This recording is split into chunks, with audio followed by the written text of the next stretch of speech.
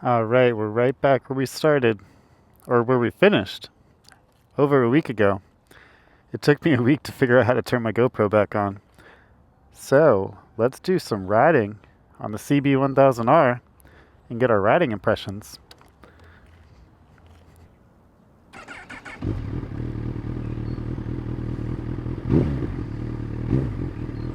All right, so things I've done to this bike: shorty levers, shorty mirrors.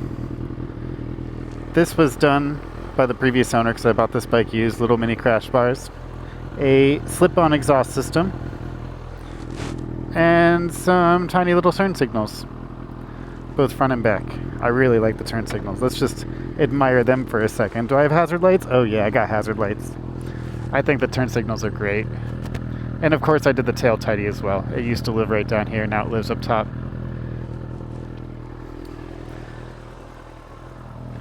But I think the turn signals were a huge improvement. Now it looks like a proper monster. Because we all know this is the Japanese monster, right? It just has twice as many cylinders. Alright, let's go for a scoot.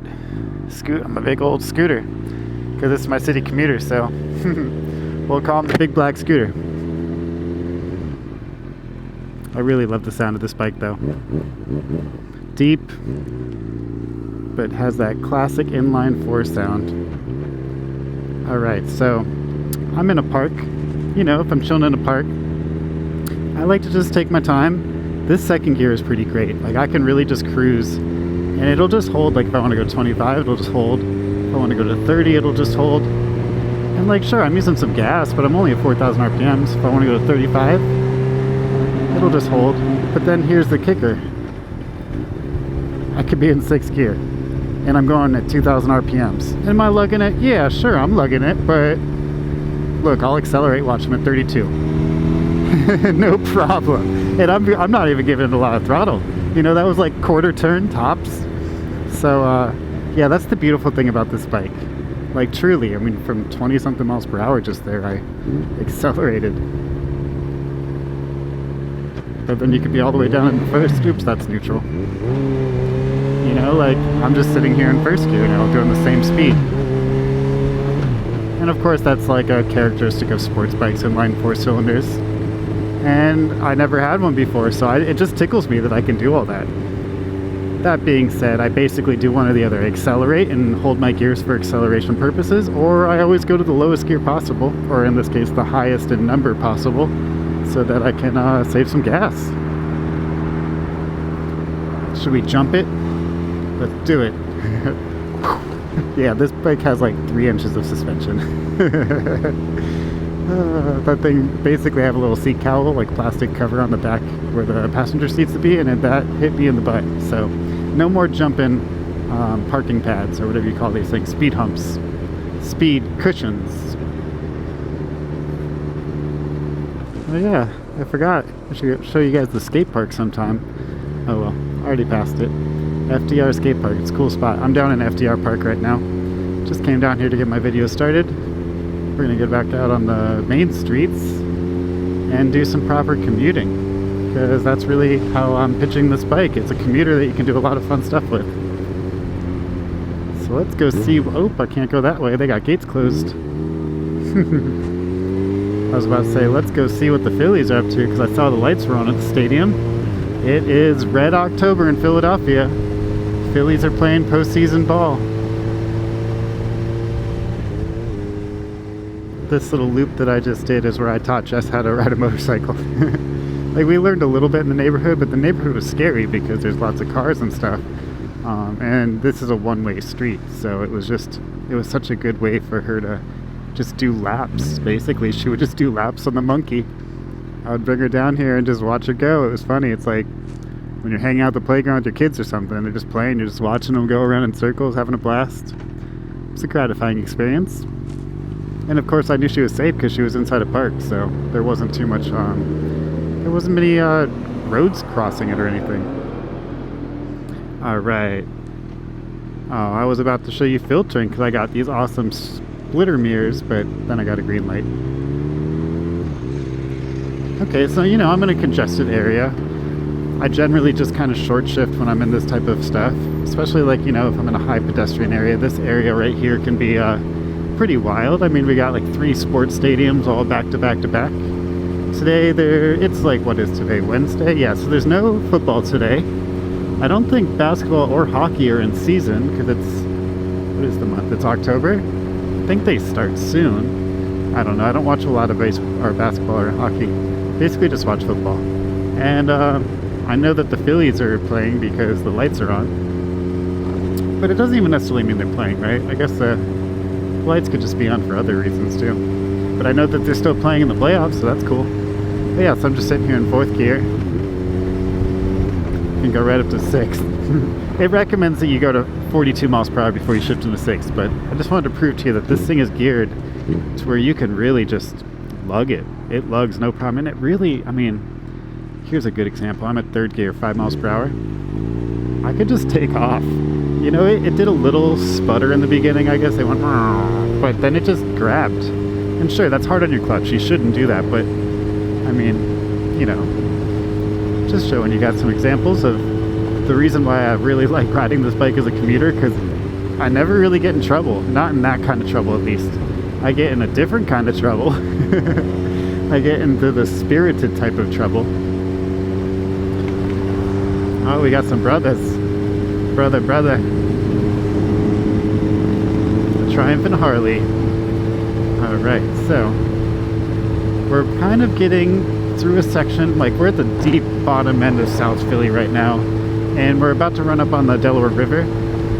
Once we get past these 2 stoplights, the road just becomes kind of barren until you get to the port, and it's a nice little go fast section. So I'll show you the other side of the CB, which is the not commuter side, because honestly, I mean, you're buying a liter bike, right? You're gonna accelerate sometimes. Alright, how much traffic? I got a little bit of traffic with me. Let's drop this down to, let's go 2nd. Alright, 2nd, launch control.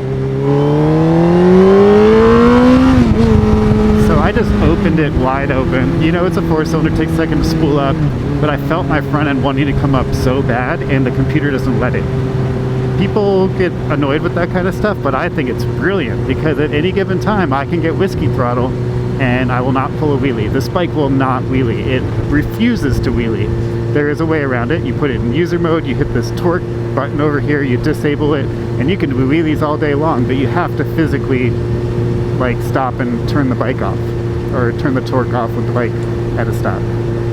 So I mean, I like it because at any given time I could just have fun and I never have to worry about it. I've got the wheel to come up off the ground maybe like this much and then it dropped me down pretty violently. That part I don't like so much, but I mean, for the most part it really doesn't matter. I would rather just be able to accelerate and not even have to think about it too much. Oh, are we having a strike? I see lots of cops and I see lots of people and picket signs. What are we striking? Something to do with the port. This is the port of Philadelphia. Alright. Do I have anybody behind me? Oh, a little bit. Let's try it again. Let's go from first this time. Of course, there's like a bunch of cops behind me. I'm just going to open this engine up.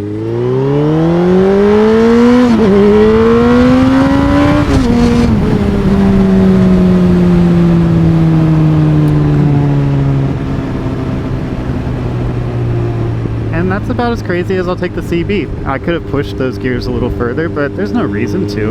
I mean, it's really unnecessary. And as you can see, I hit 70 miles per hour really, really fast. And I'm by no means a sport bike rider. Like, you could give me shit for however I'm shifting the bike and stuff. I'm just holding on, holding on and trying to stay on top of this bike and not fall off of it.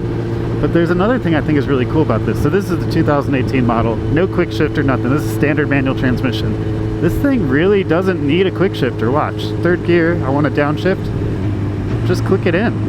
If I want to upshift, you have to like let off the throttle a little bit, but like literally no clutch.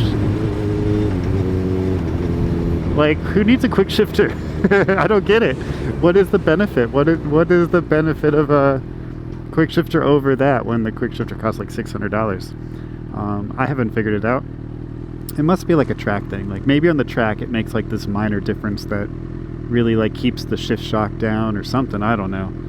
But yeah, I have a straight manual transmission and it feels like I have a quick shifter. I actually was under the impression for like the first 5 months that I owned this bike that I had a quick shifter. And then one day I looked at another bike with it and I'm like, oh, yeah, I don't have that. That's not on my bike. Oops. Well, either way. So yeah, let's kind of recap some of the things that I talked about in my sit-down video, and I was just kind of hanging out with the bike and talking about my favorite things and my not favorite things. I can't demonstrate one of my not favorite things, which is the headlight, because it's, you know, daylight time right now. What's another thing I didn't like? I was talking about suspension a little bit. Oh, it's going to be hard for you to hear this with wind noise, but I am coming across some train tracks, and this bike is a little bouncy. Maybe we can hear it. You can hear like the little pogo stick kind of rebound.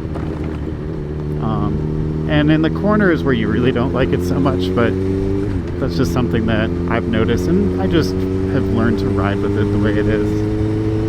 Because at the end of the day, like, sure, I could like redo my suspension and make this thing a track bike, but I don't want it to be a track bike. I kind of like that it's soft. And this is the kind of bike that really makes you want to just float around with your hips. Like, it really just rides like a cruiser and not like a sports bike, and that's fun. That's why I like to call it a roadster. Oh, what was another thing I didn't like so much? I can't even remember. I'm only thinking of the things I like right now. Oh, maneuverability. That's the thing I love. You know, this bike just maneuvers so nice. Easy peasy all day. Let's see if we can get up to the stoplight and filter to the front, because then I can show you one of my favorite features about this bike. It is narrow. It's narrow and I can fit through anything I need to. Ooh, I got some obstacles on this one too. Don't pull over too far. Let's see, can I do it? Oh, I got this. Look at this. That looks tight, right? Nothing for this bike. Obviously I flipped the mirrors in, but that's just, it's so easy. And low speed, like I have so much control, like in first gear I could just putt, I can cruise, and my front brakes are just like not overly bitey. They just really allow me to feather them. It's hard to give those examples. I guess I could go downtown and get myself stuck in a bunch of gridlock, but that doesn't sound like very much fun right now. I'm enjoying the flow. Another thing, this bike is so balanced. Like, I can like steer it with my hips. That's a huge thing for me. It's made me think that I should try it more with my other bikes, but they don't react the same way. I could do it, I just can't do it as well.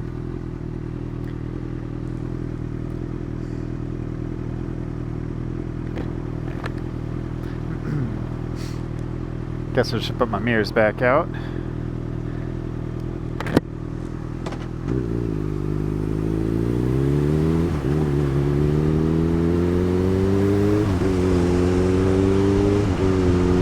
Oh, another thing I talked about that I really don't like, the vibrations at higher speeds. Oh, it's rush hour though. I don't want to jump on the freeway. Let's see if I can get to 60 on this road. I think I can. Yeah, we got this. Alright, so I'm at 55, 58, we're 60. So I'm at 4,000 RPM, so it doesn't sound that bad, you know, like for 60 miles per hour, but right around there, that's the sweet spot. Once you go past it, it starts to get pretty buzzy. I mean, ultimately, this isn't a bike you take for long trips, but it just, it's real. It's definitely real. I thought for sure that being on a 1000cc sports bike or just 1000cc motorcycle that it would have better highway manners, and it kind of just doesn't. It is heavy though, so it doesn't get blown around. I do appreciate it. I think this weighs 467. That's the claimed weight by Honda, and I'm pretty sure they do wet weight, so I think that's basically what you could expect if you bought one. Mine's probably like 465 because I dropped that giant exhaust pipe off the back, which is so big, it's so heavy, and I put a tiny little slip-on on, so I probably saved 5 pounds there, but then I added 5 pounds in other stuff.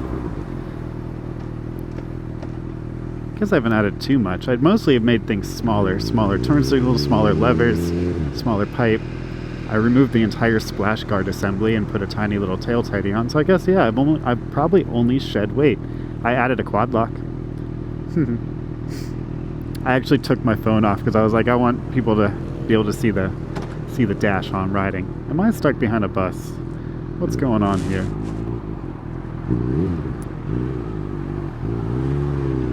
Oh, that's what's going on. I'm sorry, Mr. Bus, you're in trouble. Alright, so they're like ripping up. There was a bunch of bridges right here, and this is Penn's Landing in east side of Philadelphia's like Center City. And they're actually like completely capping this freeway. The freeway's right there, 95. This is Delaware Ave, and then that's the Delaware River. Penn's Landing is on the Delaware River. And it was a cool park, but it was getting old, basically. It was like a little run down. And the city just pulled some huge budget out of their butt and decided they're going to completely cap this whole thing and make an elevated park above 95 going to the river. And it looks cool. Like, it's only like architectural drawings right now, because as you can see, we're just in the rip down phase of like removing old bridges, paving the way, if you will. But I'm pretty excited to see what it's like. You know, it's cool when you live in a place for a while to like watch it transform. And I've been in Philly for like 14 years, 2010 to 2024. So I've seen a lot of change for the better. You know, we've had our moments. We're always in the news. People love to put Philly in the news, but you know, when you actually live a day-to-day life here, it's very different than what you see from the outside looking in. So yeah, let's see. I'm gonna go cross town, and I'm gonna go hit up Reading Terminal Market and get some lunch. That sounds great. So while we're at the stoplight, I'll show you a few things about the dash. You have the select button, and wherever this highlighted bar is, that select button will change it. So I like to leave it on my average, but it can tell you like basically different things about your mile per gallon, or you could just see the time. And then if you hit mode, that bar will move up, and this is where you pick your riding modes. So I always leave it in standard because I think standard's good. Rain and sport, or standard and sport are similar. Sport, I don't really notice the difference. Oh, I guess I gotta go. And now I'm in sport mode. Let's see what the difference is. Okay, so it's a little more responsive. I could feel that right off the bat. And it has less engine braking. Okay, so there's like, this is actually a pretty simple setup. I'm just gonna pull over so I can finish this thought. Okay, so Honda has three things. They have, oops, I just knocked the camera. Torque or traction control. Yeah, traction control, engine braking, and power. So when I'm in sport mode, I get full power, low engine braking, and low traction control, which means I probably could get the wheel up a little bit. Maybe I could get a little slip in the back tire if I wanted it. But I don't really know what I'm doing and that kind of stuff. And then let's see, let's go to standard. Okay, so it levels out 2, 2, and 2. So they're all out of 3, 1, 2, or 3 clicks. So essentially your power goes down, your engine braking goes to medium, and your traction control goes to medium. Rain, makes sense, right? Low power, high traction. And then user, I just went all the way up on all of them because I just don't know what to do with it. I actually love traction control, I love engine braking, and I love power. I'm never in user mode though. I only keep this for when I want to disengage my traction control, which is what I just did right there. I just held this guy down for 3 seconds, and then you saw that guy flash, and now I can do wheelies. And I also get a little thing right here that tells me that I no longer have traction control. I'm going to not ride like that because I don't need to do a wheelie. I don't do wheelies on my street bikes. I only do them on dirt bikes because, come on, let's be real, you just don't need to do it. But hey, to each their own. If you like ripping a wheelie, I used to do it when I was a kid. I'd ride them for 3 blocks down the road, and that was fun. I just, I'm not a kid anymore. So I like to keep the skin on my back. So I'm going to move on from that, put it back into standard mode. And then down here you can just see your mileage. I'm about to hit 19,000, 18,995. Let's see what else I can get. I got trip computers. So it's a pretty simple setup. There's like a sub menu. I can like hold these two things down. I can go inside and I can change some other stuff. But there's no reason to get into that. That's just like telling your idiot light when to come on, or like putting it in kilometers instead of miles per hour. Just little things. It's really a basic setup, and I really appreciate that about it. I don't want anything more than what I have here. It has everything I need. I have a rev, I have an indicator, and I have a gas gauge. And a nice time right across the top. It's 3:30 in the afternoon. Rush hour is starting.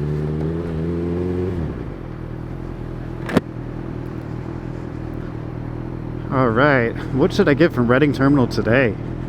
I really don't know. I think I'm leaning towards pizza, but I had pizza earlier this week. So maybe I'll get a Philly cheesesteak pretzel. That sounds amazing. My sister was going to Reading Terminal the other day. She lives in the burbs, and she was in the city over the weekend for something. She was like, hey, what's the best spot in Reading Terminal? I'm like, Miller's Twist. Best pretzel in Philadelphia. And also the best cheesesteak pretzel in Philadelphia. Maybe just like the best cheesesteak in general. Because it's not huge. It's extra good because it's made into pretzel. And it kind of eats like a Hot Pocket, which I like. Alright, green.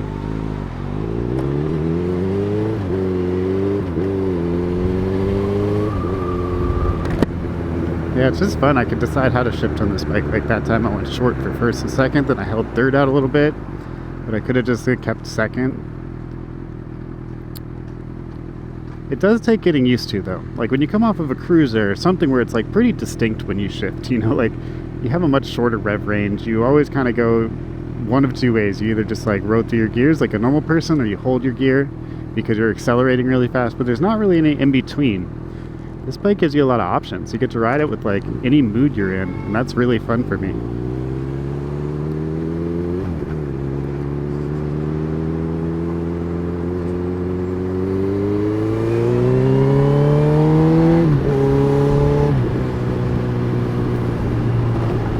I will say that the one thing I do notice about this bike is it does not have a lot of engine braking. Like here's on, off.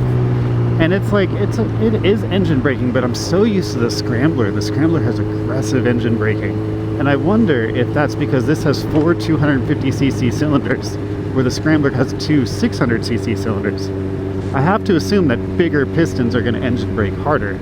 I've never thought about this until I had this bike, and I find myself using the brakes a lot more on this bike than I do on my Scrambler. Which is good and bad, you know, like I guess brakes are cheaper than wearing down your engine from engine braking, right? But I'm just so used to engine brake riding. You know, like riding with engine braking is one of my strategies for slowing down. Just because I think it's fun. It feels like more of a flow. But I never really thought about it too much. Ooh, let's cut through Chinatown. Chinatown is usually like a congested mess of pedestrians and foot traffic and people that don't know what they're doing, but let's do it. Because why not? Should I just go in the bike lane? I'm always so tempted. I'm like, I'm a bicycle, right? If I had a red light, I would definitely do it. Oh, there's that red light. Oh, I got space over here, though. It's like the one law I very much respect in Philadelphia. Like, bikes get the right of way. Bicycles. Not that guy, though. He's an idiot. Why is he going the wrong way down the street? But yeah, bicycles just have it rough here. You know, honestly, I started riding a motorcycle, technically a moped, because I was so terrified of riding my bicycle in the city. You're just always getting passed by cars because you can't ride fast enough, and you're just always so concerned because you can't see them behind you. And you were always like wondering if somebody's just going to plow you over.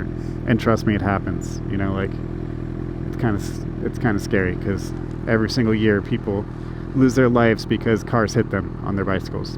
And walking, but bicycles are a little bit more out there on the road.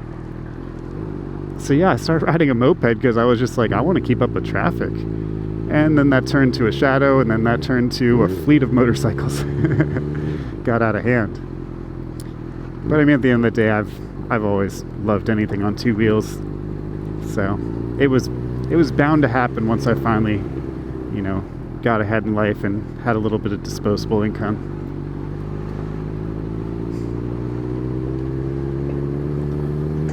Right, Chinatown. I used to come to Chinatown all the time because all these restaurants are open until 3, 4 in the morning. They're awesome. David's Melewa, that was my classic spot. They have some of the best dumplings. Well, it's not even that the dumplings are good, the sauce. Oh man, the sauce, they have this like ginger horseradish sauce. It just hits, especially at 3 in the morning. We're all industry folk, you know, we get off work at midnight, we gotta go somewhere too. All right, here's that congested mess I told you about. I'll see you guys in 15 minutes when I arrive at my destination.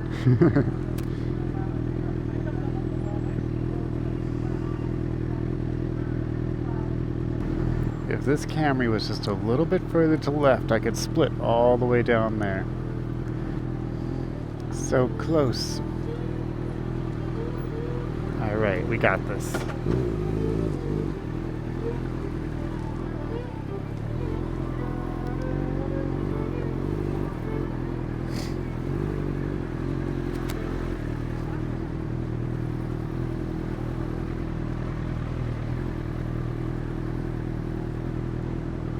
Ooh, that one's too narrow for me. I could maybe do it, but I don't feel like filing an insurance claim for this guy's paint. We made it out of Chinatown.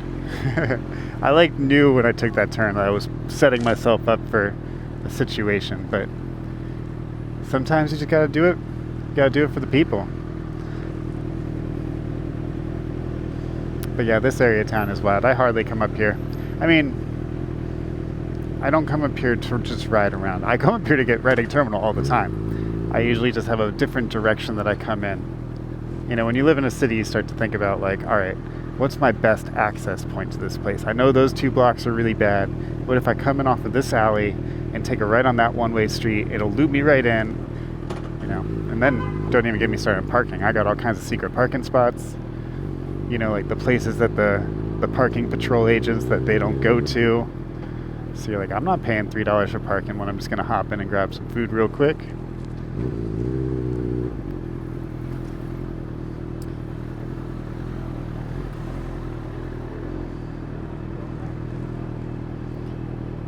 Alright, I see daylight. Success. Alright, loading zone.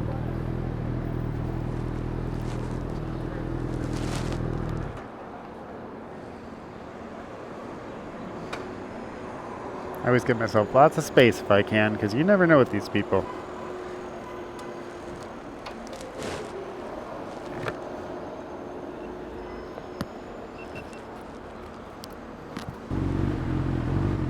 Alright, so let's get ourselves out of here, because this is congestion like no other. Roll down the parkway, and we could talk about this bike a little bit more while riding it. Get some riding impressions, follow up on some of the points I made earlier. And all around, just have a good time out to work. Ooh, we got a little afternoon entertainment. There's our guy.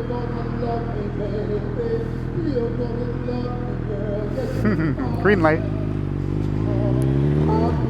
Alright, so let's start with city manners. You know, I can just roll through these gears nice and soft, which is a good way to ride this bike because then you're never like giving it too much power. Essentially, you never get into the power band. But yeah, I just really enjoy riding this guy around the city. It's so maneuverable, it's so easy. It's not a super light bike, it weighs 467 pounds, but you don't feel it. And I think that when I'm on the freeway, I appreciate that 467 pounds because I don't get blown around too bad. So it's noteworthy because sports bikes generally are going to be like 400 to 430 pounds. At least like a proper sports bike, you know, like the kind of bike you might take to the track. And this bike is trackable. You know, I've never taken it to the track. It's not what I use it for, but it's definitely trackable. And it's very much lane splittable. I filter like no other on this bike. It's one thing I really love about it. It's just, for one, it's very centered. Like here, I haven't put my feet down yet. Oh, I stopped in a weird way, but I can really like keep this bike upright very easily at stops. City Hall on my left, passing through the financial district, well, more like bypassing it on the north side. Gonna work way up the Ben Franklin Parkway. Talk about some of these other things. So I talked a lot about charm. You know, like everything I do on this bike just makes me happy. I really enjoy it. Like, it's not a long distance bike. I don't take it long distances. And it's not like overly sporty to where I take it to the track, but for everything in between. Like everything in between. It can go fast, it can go slow, it can get through traffic. It does not run hot. Oh, do I love that. I'm always stuck in this stuff. And man, when I'm on the Scrambler or on the Street Twin, it's brutal. You're just getting the blower fan right off the radiator is just roasting your legs. And this bike runs cool. It runs great. And most importantly, it doesn't blow hot air all over you. Because like my thermostat, like it's hot, it's like 210 degrees right now, but I'm not feeling it. And sure, it's like an overcast day in early fall in Philadelphia, so it's not essentially that hot to begin with, but if I was sitting here on the Scrambler right now, I'd be a lot less comfortable, I'll just say that. So, Euro 4, not Euro 5. I purposely sought out this model being a little bit older because I knew it was Euro 4. Plus it was just more simple, you know, like The one thing I would have liked from the next generation CB1000R is self-canceling turn signals. Of all the things, that's what I would have really been excited about, because I leave these darn turn signals on all the time because my Scrambler has canceling turn signals. So I just got into a bad habit of not thinking about it. And we know it's a bad habit. You don't want to be rolling around with your turn signals on. That'll get you in trouble with some other motorists on the road that think you're going a different direction than you are. So yeah, I mean, it's a bike full of charm. It's got a lot of little things to it. And like I was saying earlier, it's niche. It's definitely not for everybody. It's definitely overkill for what I do with it. You know, like, I'm commuting on like my worst bike for gas mileage. This average is pretty funny. Let's see, where is it at? 28.8 miles per gallon. That's my average right now.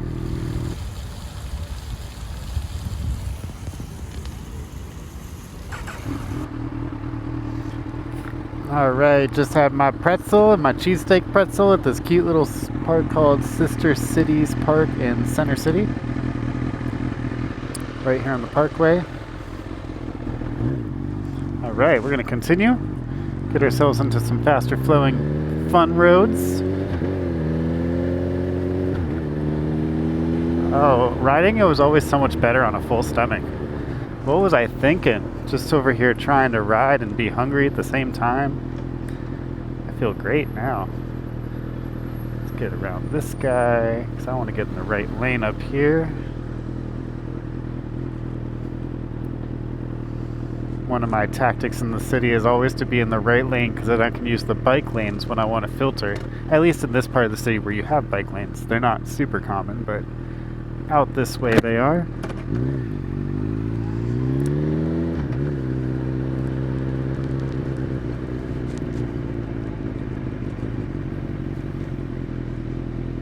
I just tapped into neutral with no clutch. No problem. Who needs a quick shifter? It's pretty impressive how easily you can shift this bike.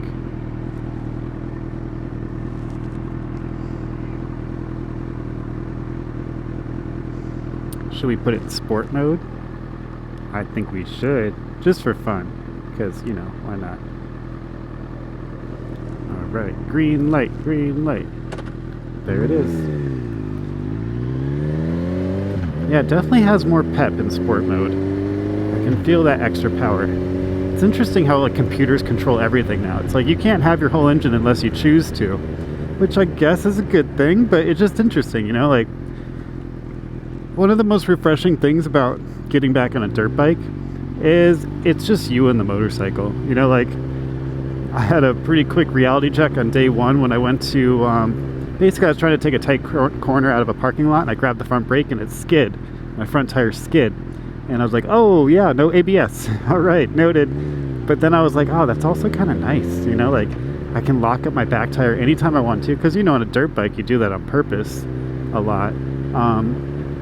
But yeah, it was a moment where I was like, wow, I forgot I've been on these computerized motorcycles for years now. And I mean, the Honda Shadow had a rear drum brake. There was definitely no ABS on that. But overall, it was still, you know, much more modern than a dirt bike. I don't know if it had ABS in the front, though. Either way, we're talking about this bike today. And all of the little things that I love about it in this particular environment. Case in point, I just skipped 20-something cars. Although I could do that on any bike. I just feel more comfortable on this bike doing, because I can pop back into traffic no problem. Like, zoom, I'm in, just like that. Yeah, I always question my decision to come up this way around rush hour. It's such a poor decision. I'm at 18,999 miles. Well, we're about to break 19,000 on the CB1000R. That's exciting. Let's watch it happen. Oh, this might be a long mile. See, look at, I'm in 6th gear, 36 miles per hour. And I can accelerate, no problem. No problem at all. It is so funny. Oh, there it is, 19,000 miles on the CB1000R. That's exciting.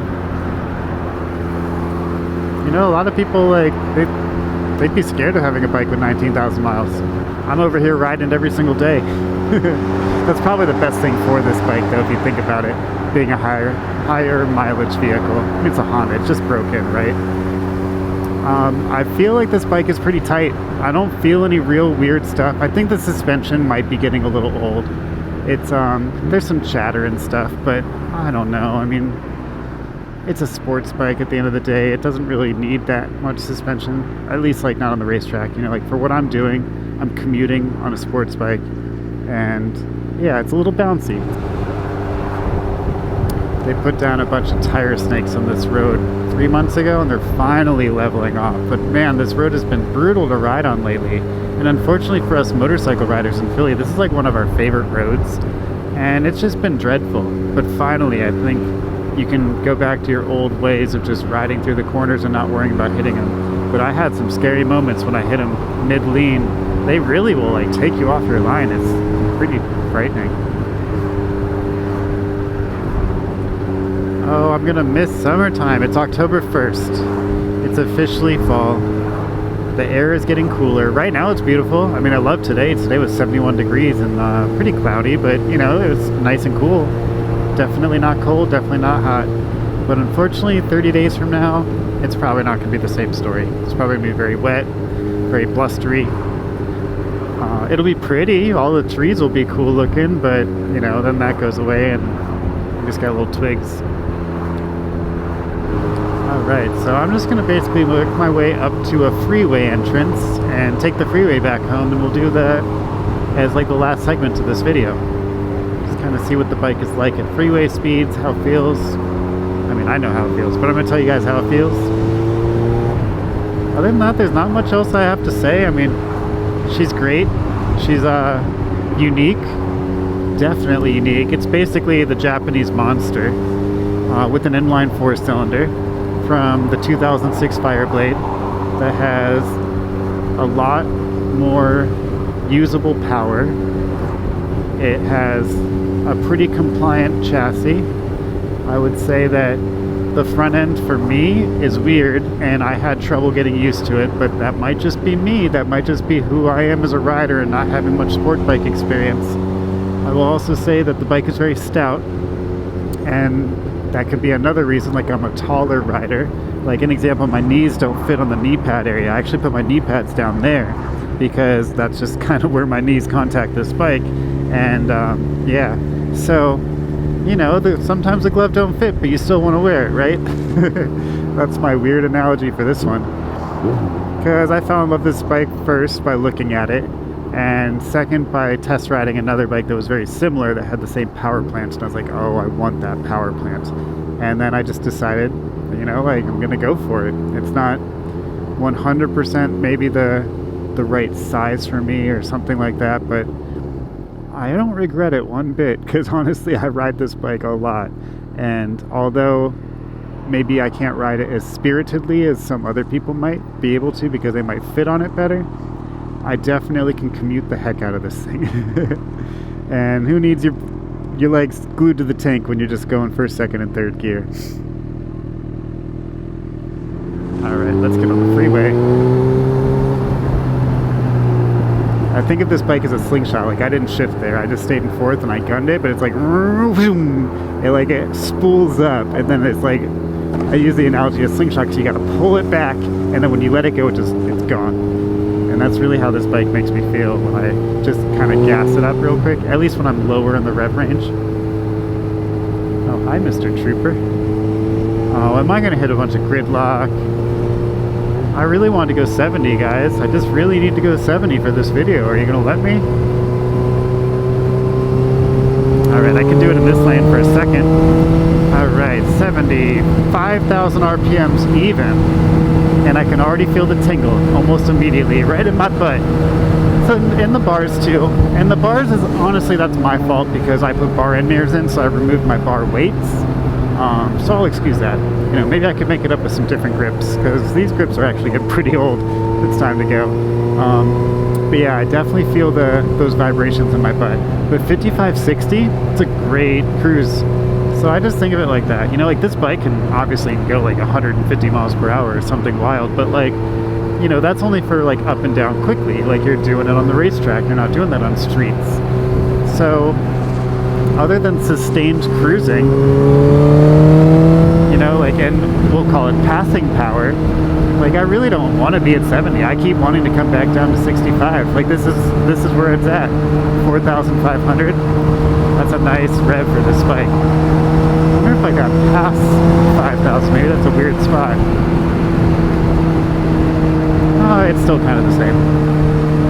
Sometimes, like in a rev range, like you could have this part where it's a little weird, and then if you get past it on the upper side or the lower side, it'll be better. But I don't know. I can't really go fast here right now, anyway. So we're just gonna have to roll with that.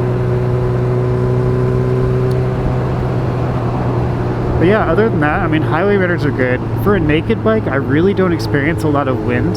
Like, obviously it's hitting me, but like, I don't experience discomfort from the wind. Like on the Scrambler, when the Scrambler was naked, I really struggled with it because it really sits you up. You're a big parachute. But on this bike, I perch forward a little bit, and that really does make a huge difference. That and a good helmet, you know, like, I'm definitely not gonna wear my Arai XD4 adventure helmet when I'm riding this bike. But yeah, if you've ever been on the fence about this bike, or maybe you're just curious because maybe you don't see it, like, honestly, this is a pretty uncommon bike. Like, obviously it's a manufactured, like, what are you gonna call it? Like, it's a production bike. It does exist. They do bring them to dealers, but they're not super common. Like, I actually went on Cycle Trader not too long ago and searched within 500 miles of my house for used CBs, and I found like 7.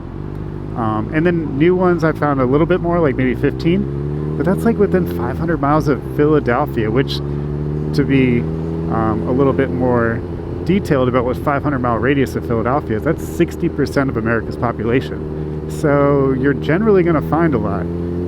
Obviously, like, you know, there's certain things that are more regional. Like, you're not going to find as many dirt bikes as you would if you were in like the South or maybe the West. But you are going to find a heck of a lot of street bikes around here, you know, because that's, I think, a lot of people, at least in Philadelphia, I see a lot of street bikes. A lot of street bikes and a lot of dirt bikes, but for very different reasons, because the dirt bikes are just street bikes.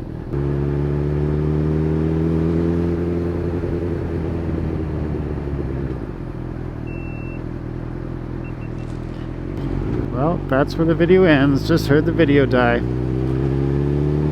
At least I still got audio. Well, I hope you guys enjoyed it. As always, you know I enjoyed it. But hopefully you took a little something away from this. Oh, this guy is roller vlogging. He's got a GoPro and his rollerblades. What's up, roller vlogger? Just made that up. I don't know if that's actually a thing, but it has to be, right? Roller vlogging? Like moto vlogging? Or travel vlogging? Van vlogging? All the different vlogs.